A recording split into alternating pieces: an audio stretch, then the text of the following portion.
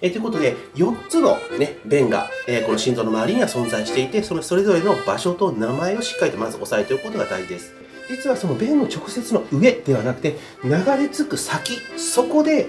ね、聴診器を構えていると聴取できるよっていうのが心臓の、音が聞こえる、弁の音が聞こえるよということですね。僧帽弁聴取部位はですね、鎖骨の真ん中、鎖骨中線上というところで、そして第2、第3、第4、第5、第5肋間というところですね。第5肋間鎖骨中線上。そこで聞こえるのが僧帽弁の聴取部位です。ください。これは、過去には必修でも出たことがあるぐらいですね、非常にもう基本となる問題になります。なので確実に理解しておいてください。